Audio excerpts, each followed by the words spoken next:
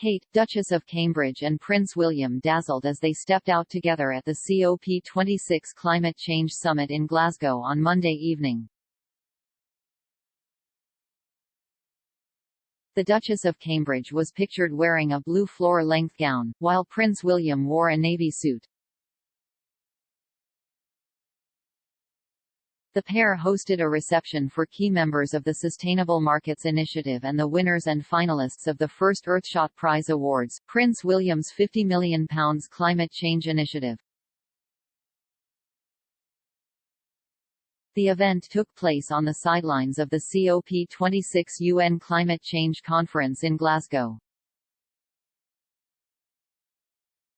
The Duke and Duchess of Cambridge are holding a prominent position at the summit after the Queen was forced to pull out due to health issues. Earlier in the day, the Duke and Duchess of Cambridge met with scouts at Alexandra Sports Hub in Dennistoun as part of their activities to support the summit. The couple met with the Young Scouts to talk about the movement's Promise to the Planet campaign. Ahead of his arrival in Glasgow, the Duke of Cambridge wrote on Twitter, #COP26 is a landmark moment for the future of our planet. I'm proud that our Earthshot Prize finalists will be joining me in Glasgow to show the world that there is reason to be optimistic. I'm hopeful about what can be achieved. Prince Charles, as the most senior royal in attendance, is also holding a very prominent position at the summit.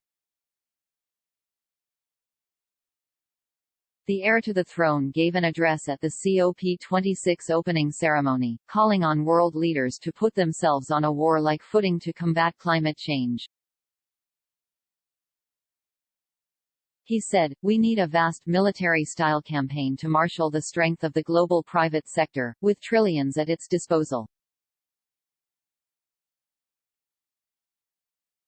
The Queen, who spoke to delegates via video link from Windsor Castle, gave the two heirs to the throne a lesson in kingship during her COP26 speech, explaining the difference between government and politics and true statesmanship.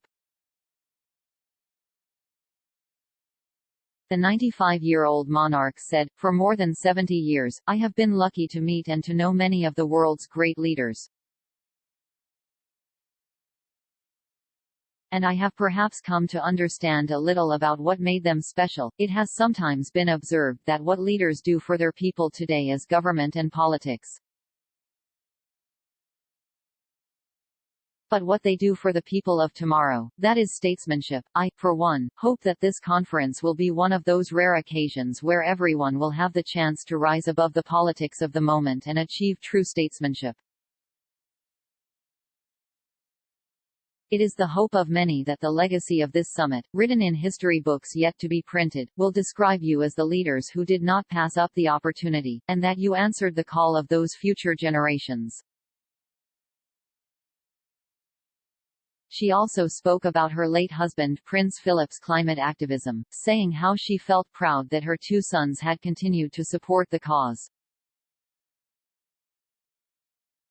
She said, "This is a duty I am especially happy to discharge, as the impact of the environment on human progress was a subject close to the heart of my dear late husband, Prince Philip, the Duke of Edinburgh.